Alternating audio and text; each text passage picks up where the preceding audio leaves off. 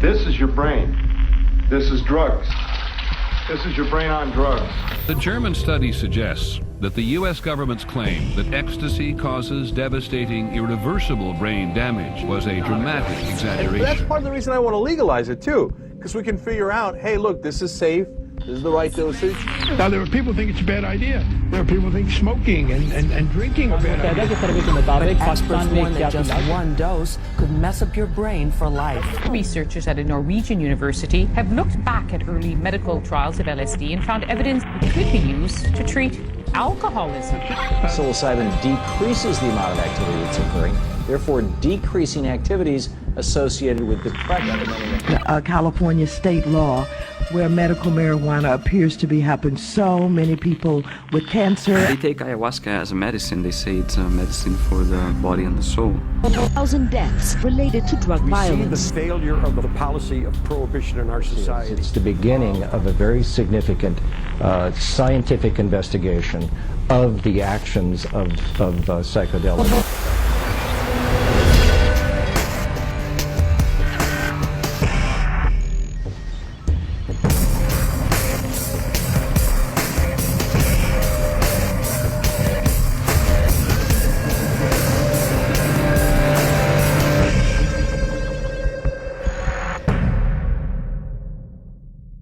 In the popular press, hallucinogens have been portrayed as a recreation, an escape, or a dangerous invitation for abuse. But there is another side to the story. The truth is that more people die each year from using simple pain relievers than from all illegal drugs combined. And of those caused by illegal drugs, the vast majority are caused by street narcotics such as cocaine and heroin. Almost none are due to psychedelics.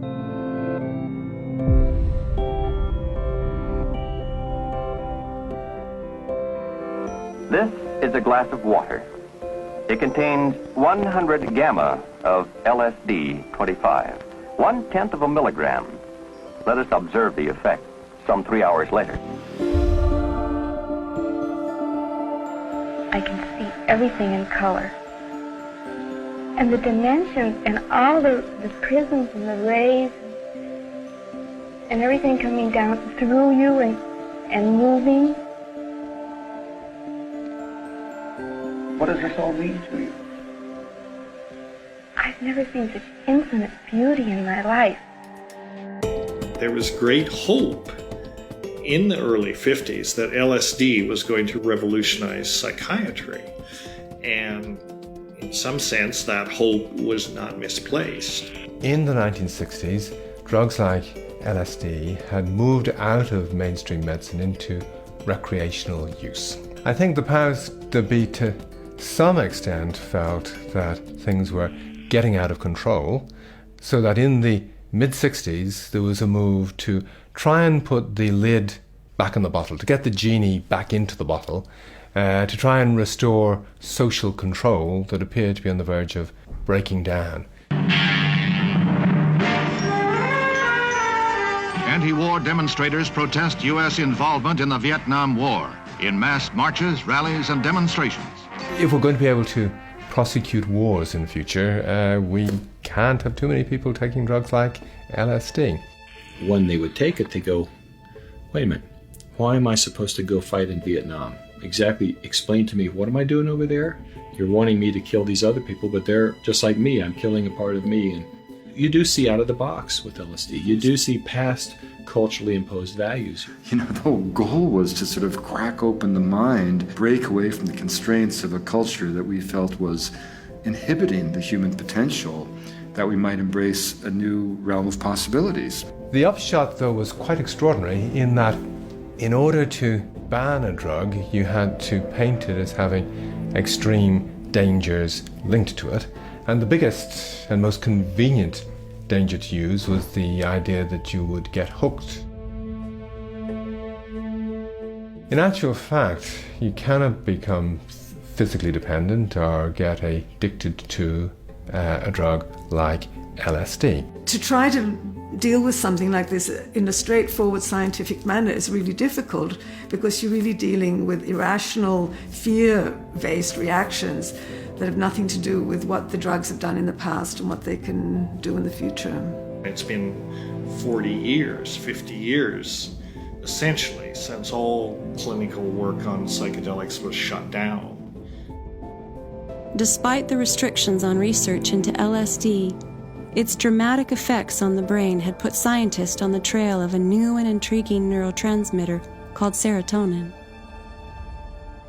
Serotonin is referred to as a neurotransmitter system. It's also referred to as a neuromodulatory system because it modulates or regulates not only a lot of different kinds of processes in the brain, but it also regulates the activities of other neurotransmitter systems. Psychedelics have a similar kind of role in the brain, although sometimes what they're doing is releasing the control that serotonin has over certain areas of the brain. So everything that's coming in through your senses, except for smell, comes in the brain and goes through an area called the thalamus, which is kind of like a gateway. The thalamus decides what gets sent to the cortex. And the cortex, these executive areas, is what puts together your whole sort of gestalt. What is your reality? Now, these two parts of the brain, the lower part of the brain that regulates the flow of information and the middle parts of the brain that provide the emotional interpretation of the information, are linked through these serotonin circuits. And so one of the things that these psychedelics do is that they stimulate this serotonergic circuitry that enhances the connections between the emotional brain and this lower behavioral and informational brain. So this is why I talk about these psychedelics as really being better characterized as psychointegrators. They function much like serotonin in integrating the activities at the different levels of the brain, but they do so in a way that changes the serotonin's sort of repressive control mechanisms, regulating us from having too much information to saying, you get it all. And this is part of the overwhelming experiences that people have, but it's also why we get these intense insights, these intuitive understandings, the sense that everything is now all connected together, because the brain really is being connected together by the way these substances interface with the serotonin system. What really got researchers interested in serotonin and its functions was the fact that LSD resembled serotonin chemically. Not only that, but LSD affected all of these various functions of serotonin and was really used as a molecular tool to understand what serotonin was doing. If you had a psychiatric disorder, say you were schizophrenic in the 1940s, the general consensus then was, or the belief was then, that you were schizophrenic because your mother had failed in some way. You had not had a nurturing mother, she had not breastfed you. There was no concept that what happened in your behavior was in any way related to brain neurochemistry. Among these drugs, the hallucinogens, are included mescaline, a chemical taken from the peyote cactus, psilocybin, extracted from a variety of Mexican mushroom, DMT, synthesized from the compound tryptamine, and of course, LSD-25. Albert Hofmann discovered LSD in 1943. Sandoz began to send it out to psychologists and psychiatrists, say, here's something that produces a state like mental illness. You can use it to learn about it, possibly use it as a tool to study mental illness. So serotonin, which principally occurs in the gut, was isolated and identified in about 1948, about 5 years later. LSD was, showed tremendous promise and continued to show promise as a tool in neuroscience, as a tool for understanding brain functions. William James, the famous American psychologist, made a distinction between two different kinds of ways behavior change. And he talked about the educational variety of behavior change, where things occur incrementally. We learn things, and that's how we normally think about behavior change. And then he said, there's a different kind of way human behavior changes, and that's an all or none type of change. Psychologists have used various terms to describe conversion experiences or quantum change or epiphanies, to kind of grab the idea that the human organism is capable of having a profound shift of perceptual awareness.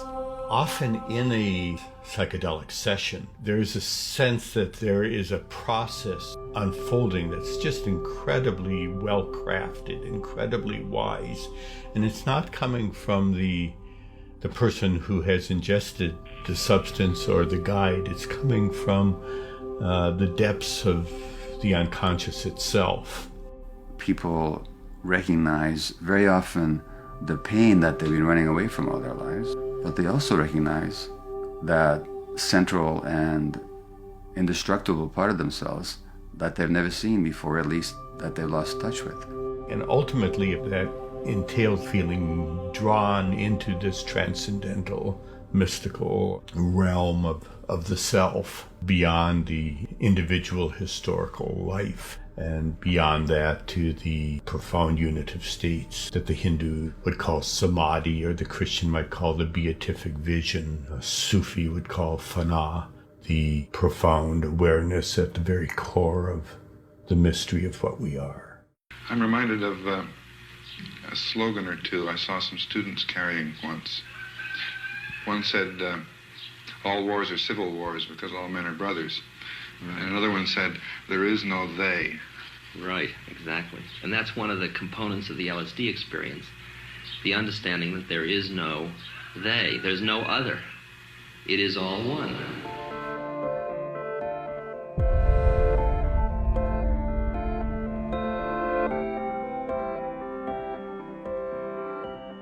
This member of the mushroom family, this fungus, is for the moment known only as X. It was discovered barely weeks ago growing in a remote rainforest.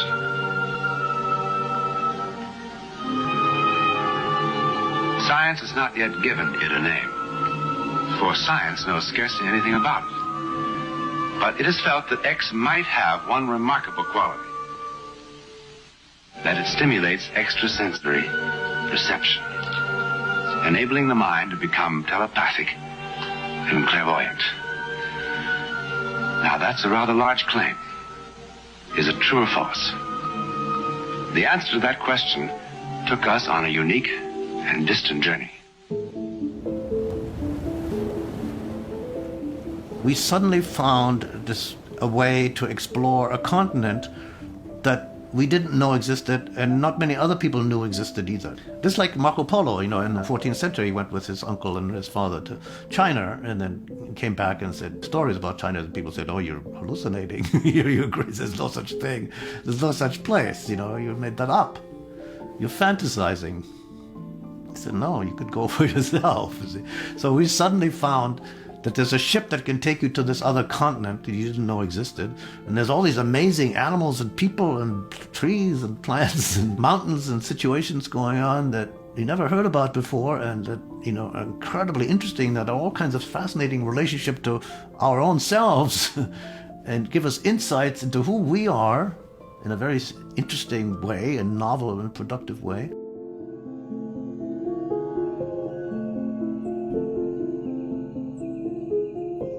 So we would take psilocybin and sit around in a group and talk to each other.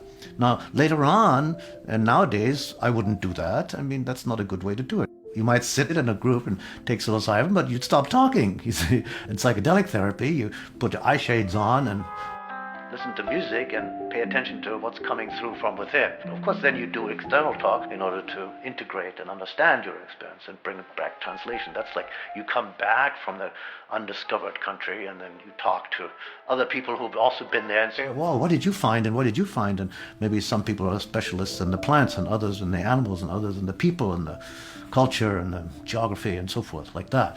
And so it's like an expedition. In the 60s, some people used mushrooms for the hallucinogenic effects. Well, now those same so-called magic mushrooms are being used to ease the pain and anxiety of cancer patients. I thought that the people that would come to us would be biased. They would have been children of the 60s, they would have done hallucinogens a lot in their youth, and they would have been like groovy hippies or ex-hippies that came to us. That has not been the case of the people we've treated so far. Just sort of brave individuals who have enormous amount of distress associated with having cancer, who weren't biased in any way by these drugs. They just were looking to get out of the suffering they were in. When the individual is told that he or she it has a limited life expectancy, it is very common to have a great deal of anxiety about the anticipated pain that might occur, and anxiety about the unknown. What does the passage to death signify? There's also often a great deal of apprehension about what will happen to significant others that will be left behind. I was very skeptical at first. I was very worried about taking people who were dying of cancer and who were already anxious and about making them more anxious. I spent a lot of time looking into the safety literature and speaking to the groups at Johns Hopkins and UCLA, and actually hearing some testimonies of former patients and even speaking to some former patients. And I became more and more reassured that this was safe and that if you screen patients properly, that this was potentially very beneficial. We saw a considerable indication that there was both a short-term and a sustained over time alleviation of anxiety. And here we're talking specifically about the anxiety, the existential anxiety associated with their limited life expectancy. A new report in the Proceedings of the National Academy of Sciences suggests that the key ingredient in magic mushrooms, psilocybin, may be the perfect aid for certain mental disorders. Early research has shown that psilocybin is helpful for terminally ill cancer patients dealing with anxiety and possibly people with severe forms of depression. The Good Friday experiment was an attempt to take the tools of science to look at this question: can psychedelics, in this case psilocybin, catalyze a religious mystical experience? Because these people were divinity students at the time, most of them were ministers after all these years. And many of them reported that they had had non-drug mystical experiences in their life after the Good Friday experiment. And that gave them a point of reference to compare to their drug experience. And these people compared it in a way that it was, again, either identical or very similar to, but they determined in their view that their psilocybin experience was genuinely mystical. The experience that day demonstrated to me the reality of God's presence in all the world and in all experience. If our eyes are opened and we are able to perceive and take that in. And by eyes, I mean our spiritual inner awarenesses. I would say, yeah, it did change my life. When they started talking about what the implications of that experience had been for their life, that's when I started understanding what to me felt like one of the keys to the 1960s, to the cultural revolution of the 60s. They felt that they were motivated to be part of the civil rights movement, the anti-war movement, the women's rights movement, the environmental movement. The hippies in the 60s, I mean, we had a racial bias a lot of places, but the hippies were black and white and yellow and every other color because those barriers came down in people who took psychedelics. Those cultural barriers were gone and they could see through that. It was a transparency, and they said, well, he's just like me. She's just like me. We're all part of this thing. And if they had mystical experiences, it was even more profound because they realized everything is all part. Everything is all one. When you have this unitive mystical experience, because it's unitive, you identify with people that you might normally not. So that there's a deeper part of ourselves, deeper than our country, deeper than our nationality, deeper than our religion, deeper than our gender, deeper than our skin color, deeper than our sexual orientation, that there's this core element that binds us together. A hallmark feature to the mystical experience is one in which there's just a sense of the interconnectedness of all people and things, a sense that all is one. And that experience is accompanied by this noetic sense that the experience at its core is more real and more true than everyday waking consciousness. Lucid dreaming is you're dreaming, but you're conscious that you are dreaming. So suddenly you're having a dream and you go, I'm having a dream. And you're aware that you're having a dream within the dream. Psychedelics have been suggested to produce an effect like that. And if you look at the electrical state of the brain in a waking normal person, and you see a lot of activity in the frontal cortex, because that's where all the information is coming in to be processed. So when people take a psychedelic and have that mystical transcendent experience, The brain is still functioning and conscious, but it's getting no data from your feeling, touch, the body. The body's gone. So now you just have this basically pure consciousness. So what happens then? Yeah, I don't know. I think it's incredibly interesting. We still don't know. And these drugs are the tools that will enable us to figure it out. We've asked the question, where does it work in the brain to produce its effects? And how do the changes it produces in the brain lead to these remarkable experiences, both of alterations in sensation, but also alterations in feeling and emotion and the sense of being more at one with the universe. And what we found was completely surprising and exactly the opposite of what we predicted, because we found that psilocybin turned off blood flow in key parts of the brain, such as the prefrontal cortex, such as the posterior cortex, and the thalamus. And when you look at those parts of the brain, you realize that they actually are the parts of the brain which control and integrate the way in which the brain processes information. They're the kind of gatekeeper regions, the nodes which regulate what you do and how you feel. And by switching those off, we kind of liberate the rest of the brain so that it can do other things. And that's why you get the expansion of consciousness. The core of what we found in our studies in healthy volunteers at Johns Hopkins is that there is this quantum change, if you will, in terms of perception of life and self and attitudes and moods and behavior. Most people are still endorsing that this experience is among the most personally meaningful and spiritually significant experiences of their entire lives.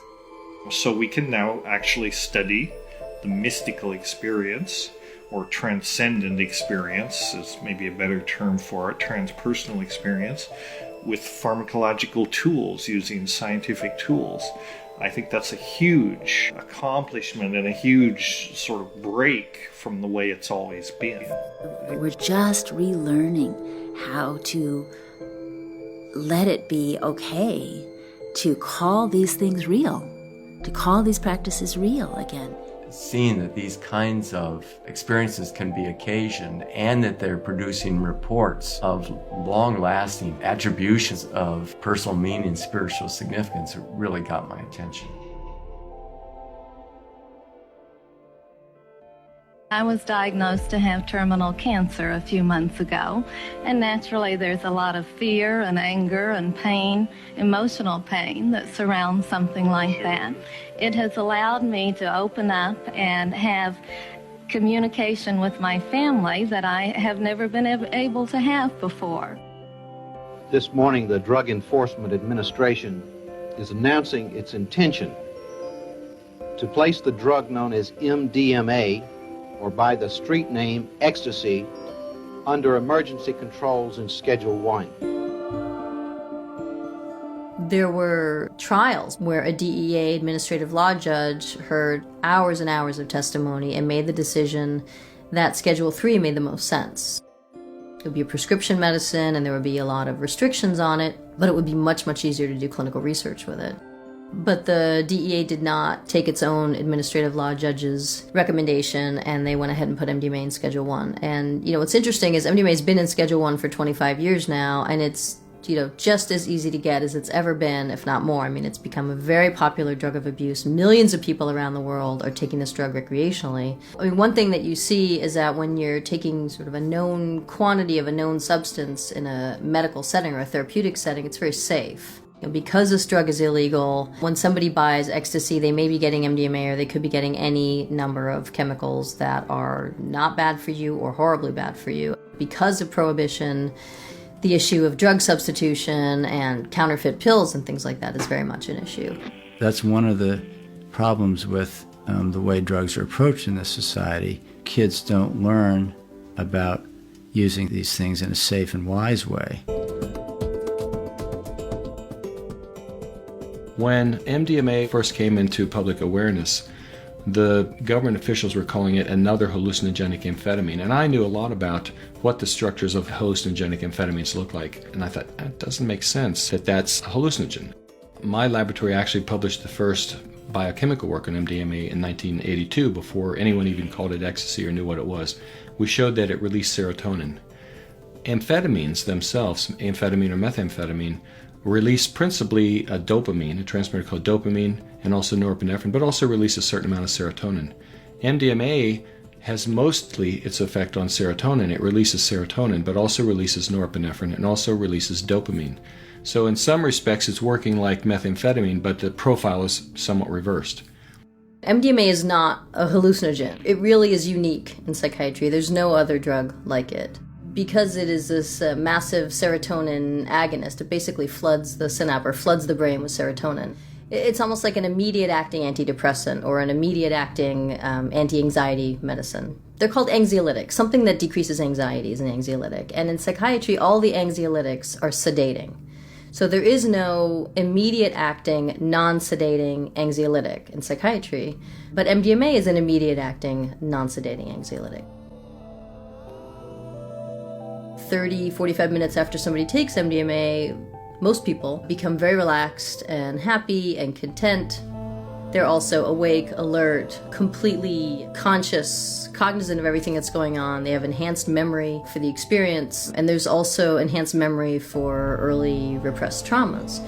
So it's particularly well suited to psychotherapy, to being a catalyst for psychotherapy. We see it right now for post-traumatic stress disorder, for veterans coming back from Afghanistan and Iraq. There's a great need for treatments that the current medications, the current psychotherapies, only work partially and only work in certain subjects. So the need is growing for the psychedelic medicines. One of the problems with treating PTSD is that people either have too much anxiety or too much emotional numbing in order to be able to revisit the trauma in a therapeutic way. And what MDMA seems to do is to allow people to face their fears without being overwhelmed, but yet have an emotional connection. We just recently completed what's called a phase 2 clinical trial of MDMA-assisted therapy, psychotherapy for treatment-resistant post-traumatic stress disorder. We would encourage them to spend a good bit of the time focusing inward without talking. And we had headphones with a program of music and eye shades. We had an agreement with everyone that if nothing about their trauma came up, then we could bring it up, but we never had to do that. It always came up spontaneously, but not necessarily right away. We encourage people to be open to the idea that kind of their own inner healing intelligence would bring whatever experience needed to come. It seems that MDMA helps people stay in that what's called an optimal arousal zone. So one other unique thing about MDMA is that it induces, in most people, sort of a heart opening and a sense of connectedness and empathy with other people. That may be because it enhances oxytocin release in the brain, a hormone that is involved with bonding. So I suppose in a world where more people were undergoing MDMA-assisted psychotherapy, you would have more people who were happy and relaxed and more trusting of other people and more caring and more empathic. My take on it in general is that it somehow allows access to an experience that is a kind of fundamental, inherent capacity that people have. People seem to have more empathy for others and for themselves. It seems as if it removes the obstacles to accessing that sense of empathy.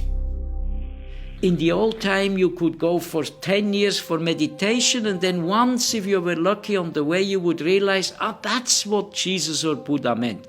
Now you can do it in 6 hours in an ecstasy. It will not keep, but you get the insight. And if then you are serious, you can start to work with that insight. But first, the door has to open. It would not be the best use of it if people get the idea that the only way you can feel better is to take the drug again. I think that gets into a pattern that's not useful. Psychedelic is a beautiful help to open the door as long as you are ready to accept. It is not the solution. It's an interesting compound and we need to know more about it. We need to understand the risks and benefits. And the only way you're really going to understand it is to do clinical research.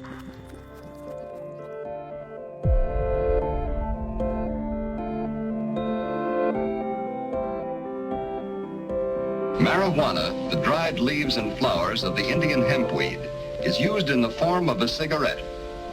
Marijuana smoking, experts point out, can make a helpless addict of its victim within weeks, causing physical and moral ruin and death. Should you ever be confronted with the temptation of taking that first puff of a marijuana cigarette, don't do it. One of the most remarkable aspects about cannabis is that the plant itself contains hundreds and hundreds of different compounds, many of which are likely to have therapeutic value. Now, mostly we focus on THC, which is, of course, the component of cannabis that makes you stoned. But there's another very important component called cannabidiol. But cannabidiol itself is also a relaxant drug. It's recently been shown to reduce anxiety. It may also promote sleep. Early man began to use psychoactive potions. In the cave paintings, you can see the signs of an altered state of consciousness. Initially, of course, ancient people didn't have any understanding of things like THC, chemical molecules, these types of things, their effects on the brain. And the effects of plants like cannabis, opium, coca, mushrooms, cacti were all generally seen as magical effects that came to them through the gods. So cannabis has a very broad range of actions, and it's been around for 4,000 years, so it's not surprising that its utility has been widely experienced and widely tested.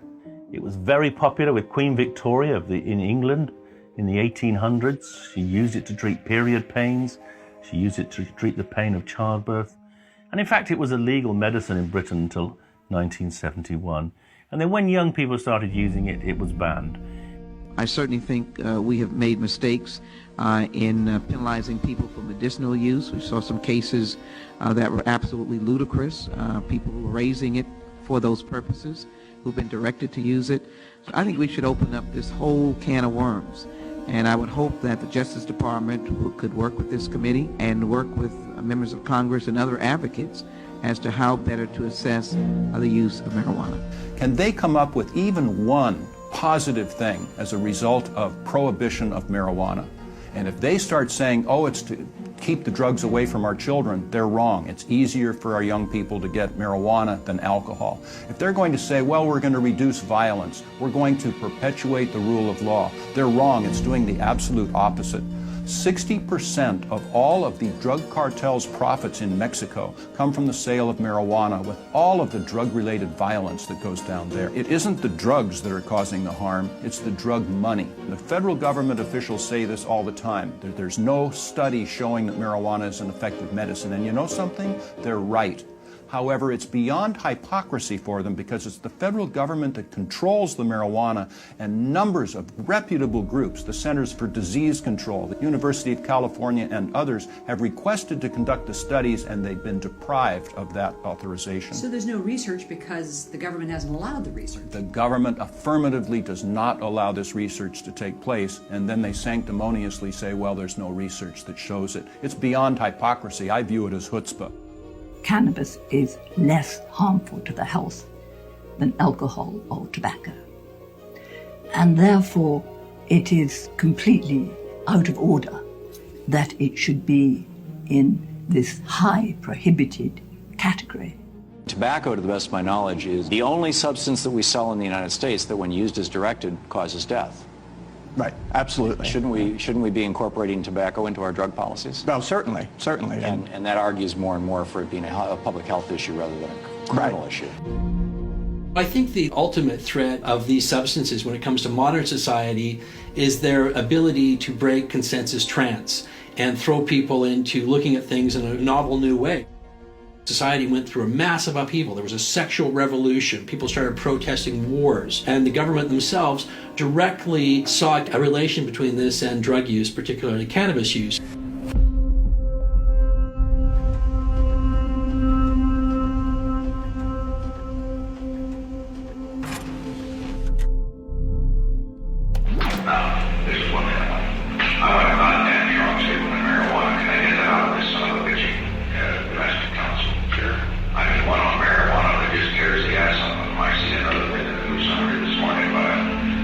That's the funny thing. Every one of the bastards are out for legalizing marijuana.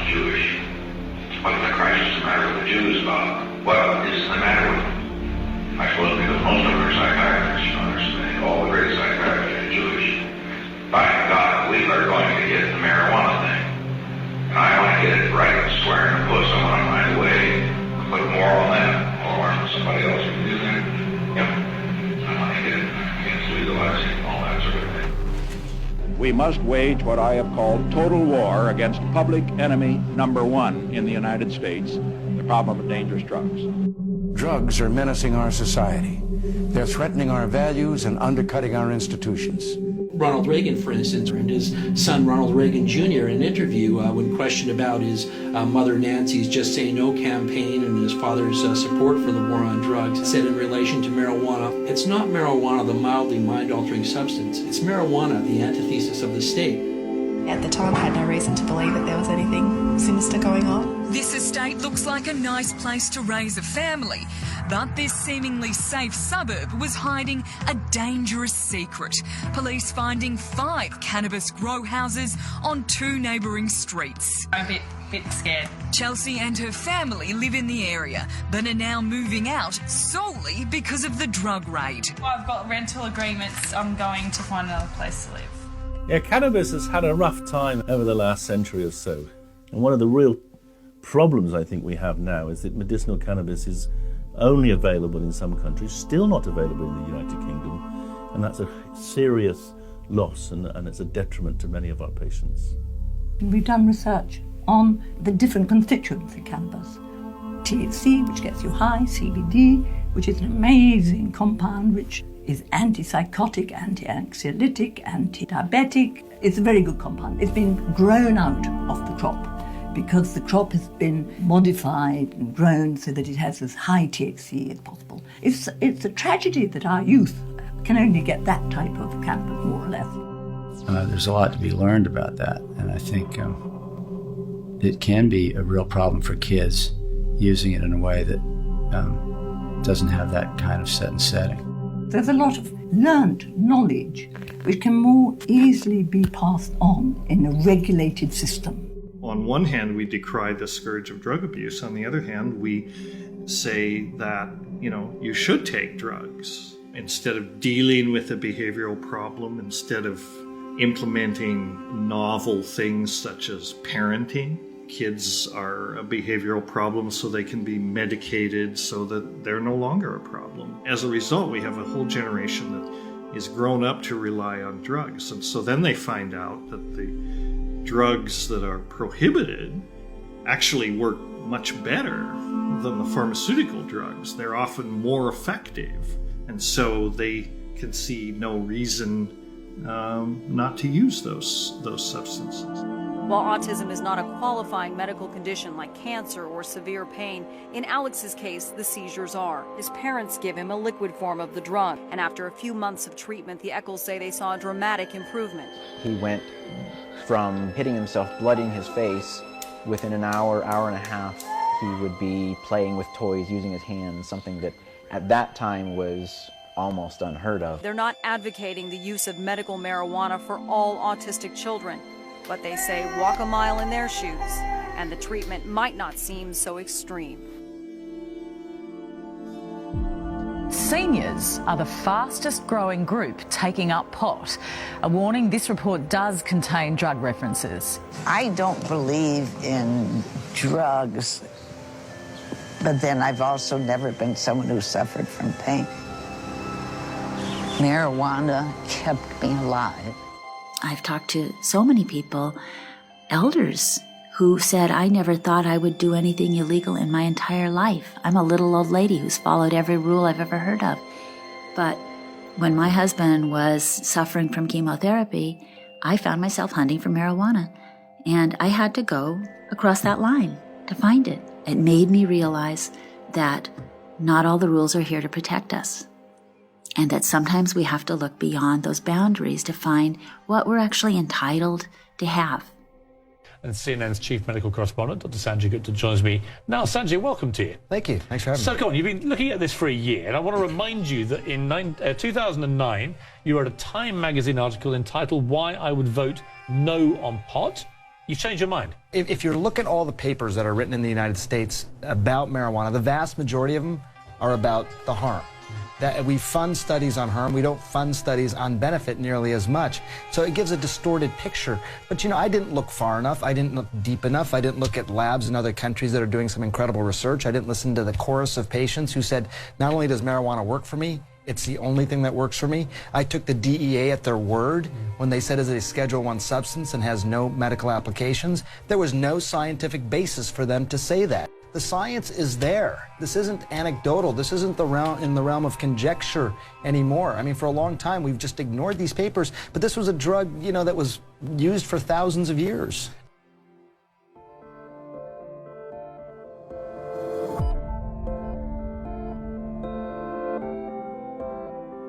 Ayahuasca and yahe are Indian words for Banisteria coffee. The literal meaning of ayahuasca is vine of the soul. This powerful hallucinogen has been credited with the ability to transport human beings to realms of consciousness where telepathy and clairvoyance are commonplace. The ayahuasca ritual is about to begin. What I was into was looking at how Amazonian Indians think about their resources and use them to be able to argue against the World Bank and other international development agencies that were enacting these big deforestation projects that would take land away from people. This was about human rights and ecological destruction and trying to make the world a better place. Gracias a la tierra que nos permitió sentar y que este mensaje llegue hasta los confines de la tierra. So I had a vested interest in showing that these people were rational, but the problem was, when asked, they said that their knowledge about the plants came from the hallucinations of their shamans. Well, after circling around this question of the origin of their knowledge, finally one guy said, "Brother Jeremy, if you want to know the answer to that question, you have to drink ayahuasca." He said it's a television of the forest and you can see images and learn things. So, I decided to check it out. Pasteur tried it and all the great scientists, they try it on themselves. That's one of the beautiful things about science.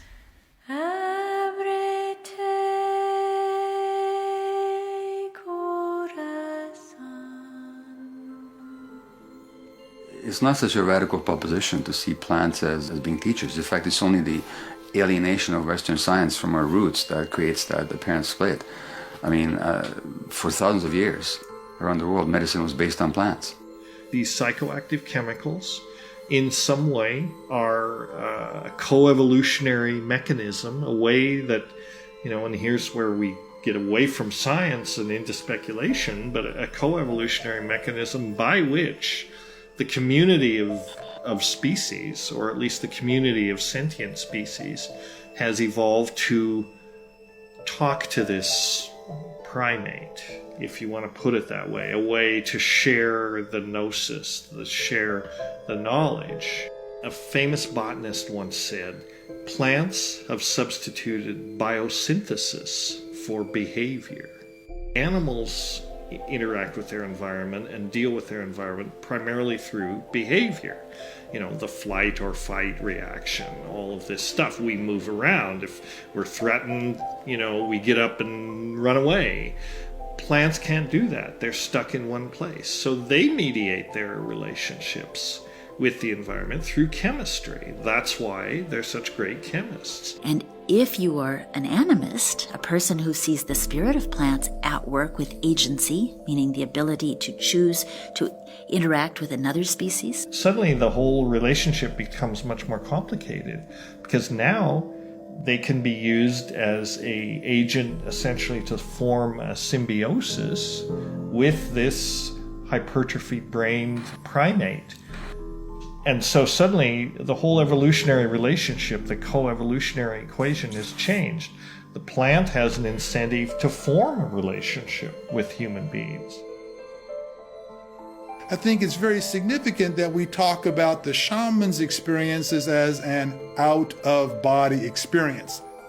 That the experiential self what we may call the soul or the spirit or just our cognitive point of reference becomes detached from the body. And so now we have the capability to look at the world in a way that is more than just the body-based limitations that we originally evolved to use to understand the physical world. There is a sense in which, in your mind, you rise above yourself or outside of yourself, and you see films about yourself. Once you drink, you see, and once you see, then you can't unsee. Just like they say, you can take this stuff and it shows you these spectacular images that teach you things. There's a wisdom in the psyche that becomes more and more apparent of just what a particular person most needs to experience in order to mature psychologically and spiritually. It is often like, that is just what I needed to know, perhaps not what I wanted to know, but just what I needed to know at that moment. Nuestra identidad como nativos es que somos hijos de plantas sagradas que venimos trabajando en favor de la humanidad, de que todos somos uno. Those cultures where ayahuasca is part of the culture, no one uses it frivolously. The kids don't go off and party with it. It's used in a very respectful way with elders, shamans, people that know how to use it, guiding and having a safe set and setting. The mindset of the subject and the therapist and the setting in which it occurs makes a huge difference. So I think that's very, very hopeful, because you're seeing a sort of a migration together again of shamanism, which has always essentially been a form of psychotherapy in which the use of these substances is an integral part, and now that's coming together with clinical psychiatry and clinical neuroscience. So I think that's very encouraging, because it forces us to acknowledge that mind and spirit and soul are all part of this equation. It's true that ayahuasca has become surprisingly popular in the Western world. What's surprising about it is it's not necessarily an enjoyable experience. It's a purge. It can make you vomit and so on. I mean, it's not exactly a party drug.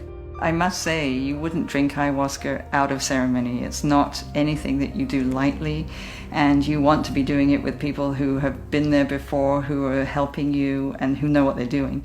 But I remember after one of these sessions kind of innocently saying to the men who I'd been up all night with, I said, my God, this stuff is really incredible. I mean, it just seems just, it's terrifying. I mean, some of the visions just, and don't you guys get scared? And they just said, yeah, it scares the heck out of us. The idea is sort of rip through the placenta of ordinary consciousness to achieve some kind of illumination. But nobody said the journey was supposed to be pleasant. It's nothing I particularly either look forward to or enjoy very much when it happens. But after it happens, there's a kind of clarity and a lightness that's powerful, because what's being purged actually is psychic contents that you've been holding on to. You're purging anger, you're purging pain, you're purging some false story about the self. What faster way, if you're a Westerner, to sort of find an antidote to shopping, materialism, and lack of meaning by having this experience? What we have witnessed here is the survival of a tradition almost as old as man himself.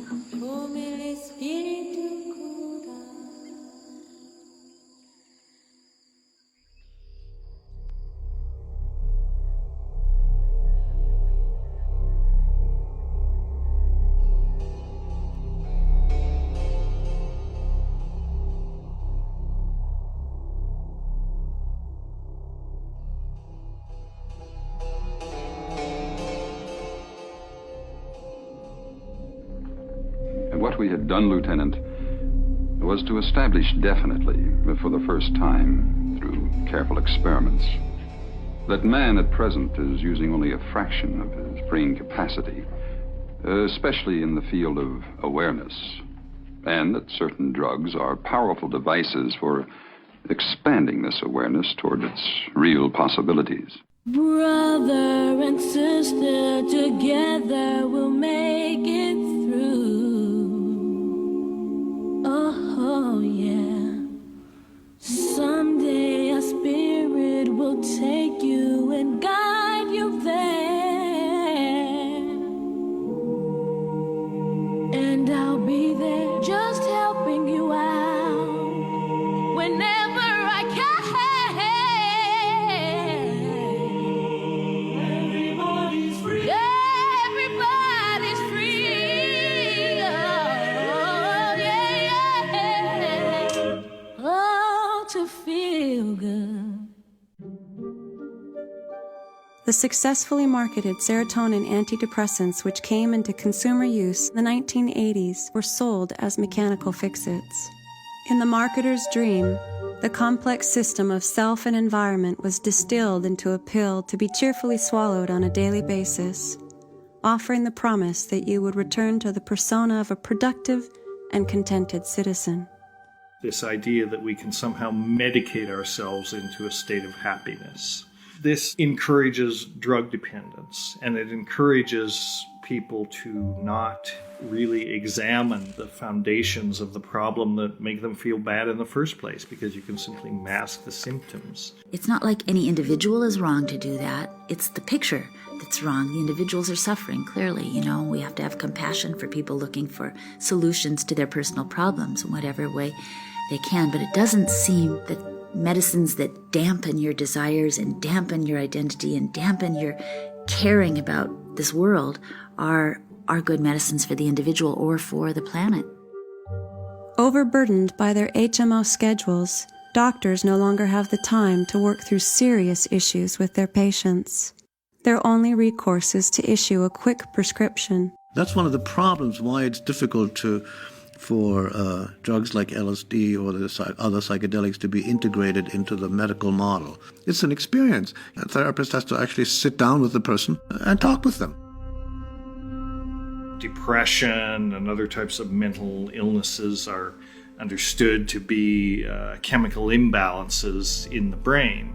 It's very rare that when an SSRI is prescribed, that actually measurements are taken to establish that there are chemical imbalances. I don't think that chemistry explains depression. So the idea that depression can be related simply to some biochemical changes is, I think it's a very inadequate theory.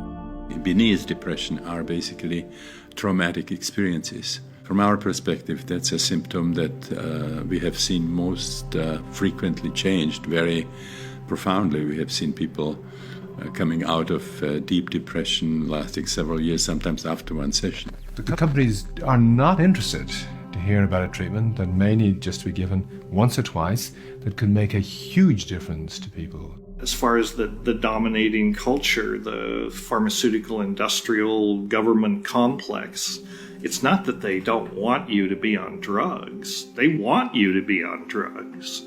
They just want you to be on corporate drugs. But what about the pharmaceutical companies? Couldn't they make a lot of money by turning all these substances into pharmaceutical products? All of these drugs are off patent. MDMA, patented in 1914, it's in the public domain. LSD, first synthesized 38, it's in the public domain. Psilocybin was first synthesized in the 50s, it's in the public domain. Marijuana as a plant, these things are in the public domain.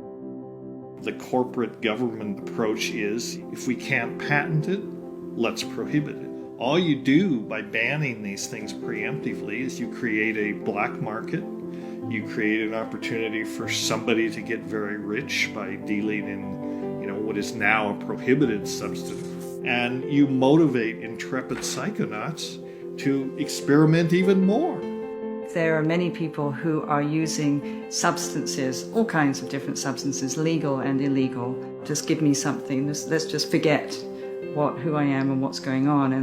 And medicine is the opposite. Let's explore who I am and let's understand it.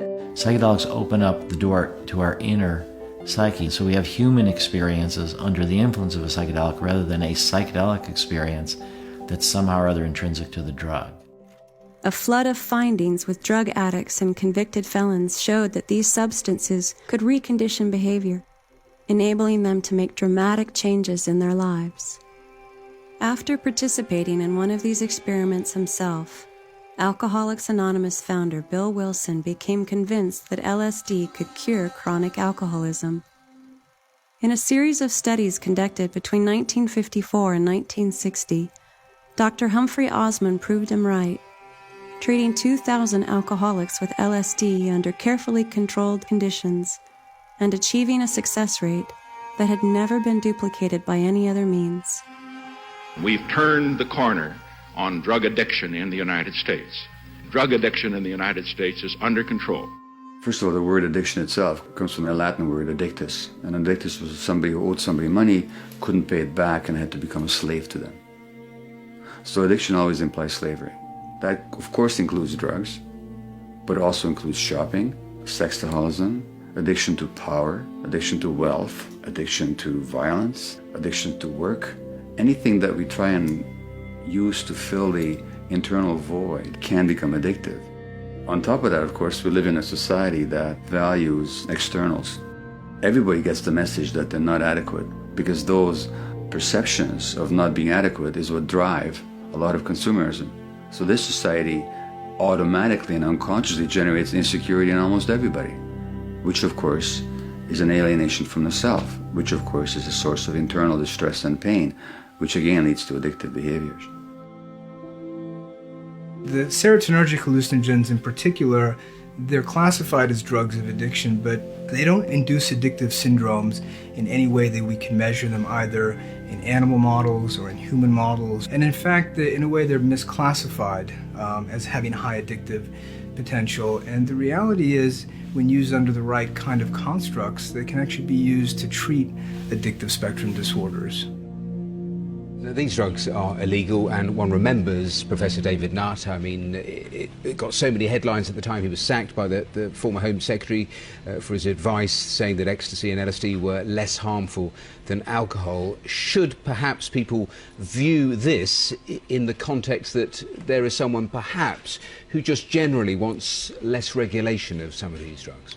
Well, this is a very specific application of the drugs. It's a medical application, and these are preliminary results, and so we're interested in the potential of the drug.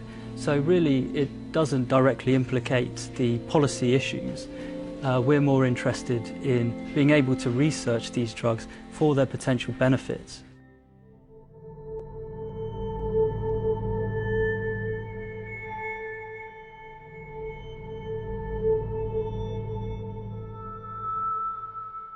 No theory of neuroscience, no theory of the brain and how the brain is related to consciousness will ever be complete if it doesn't take these phenomena into account.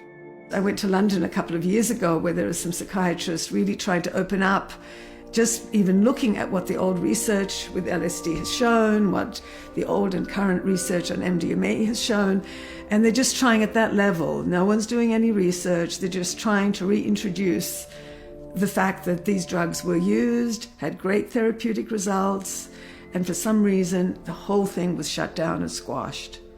For various complicated and misplaced reasons, these substances, which historically have always been totally sacred, at the center of the cultural evolution of man, they've been shoved in the bag of illegality.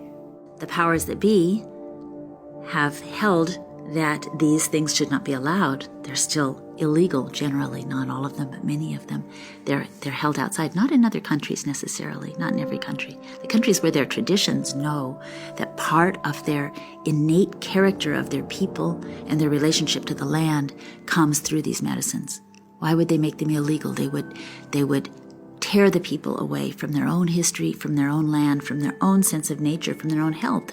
Our decisions that our governments make about the applicability of these substances for the treatment of very important medical problems are not based upon scientific evidence. They're based upon a prohibitionist attitude that says these are dangerous drugs without any medical uses whatsoever, in spite of the fact that we have evidence that these substances have been used for medical purposes for tens of thousands of years. But because of government regulations, we're denying major aspects of our population access to medicines that they dearly need.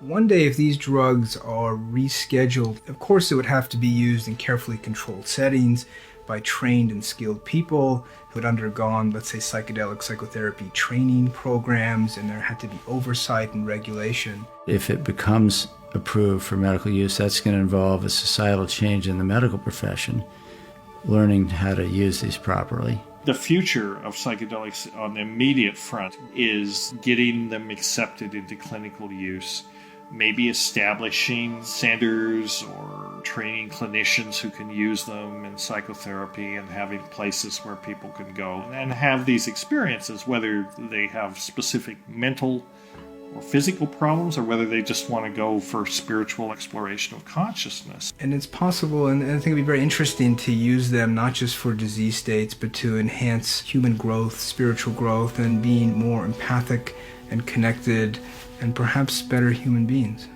If we look at our world, we are intellectually, technologically, vastly overdeveloped with very primitive emotions. And that's why the world is at risk. That seems to be the message that one gets from psychedelics is, wake up.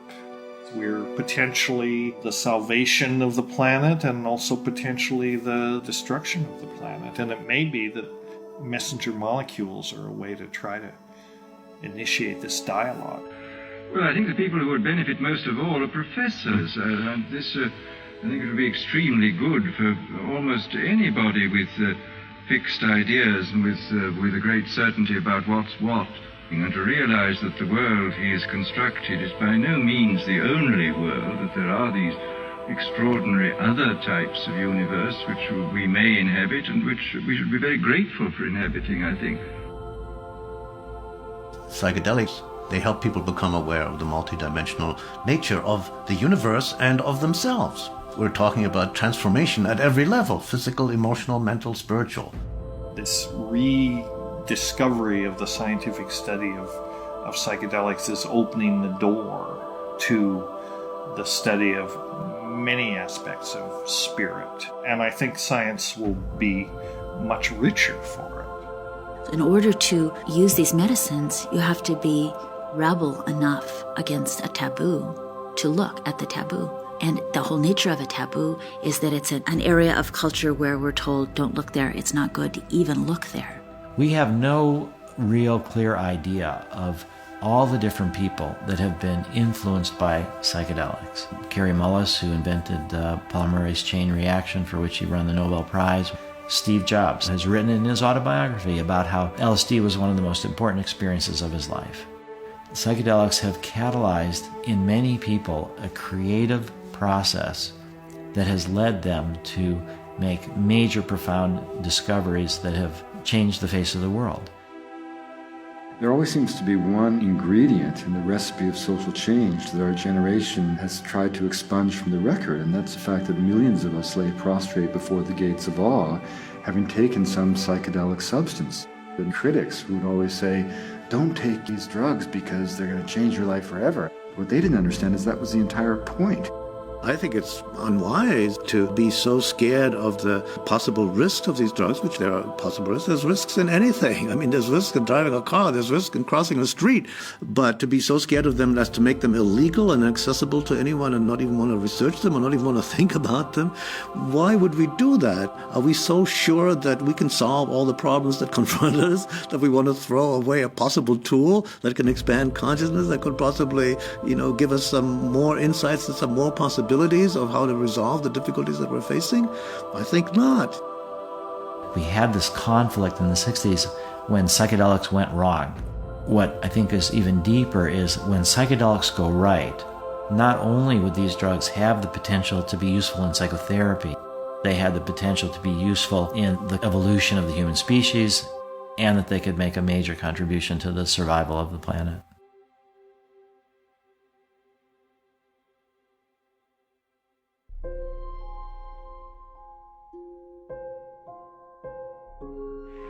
Eternity in an hour.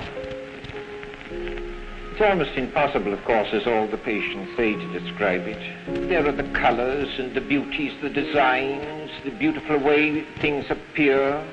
People themselves, dull people that I thought dull, appear fascinating, interesting, mysterious, wonderful. But that's only the beginning. Suddenly you notice that there aren't these separations, that we're not on a separate island shouting across to somebody else and trying to hear what they're saying and misunderstanding. There's things flowing underneath. We're parts of a single continent. It meets underneath the water. And with that goes such delight, the sober certainty of waking bliss.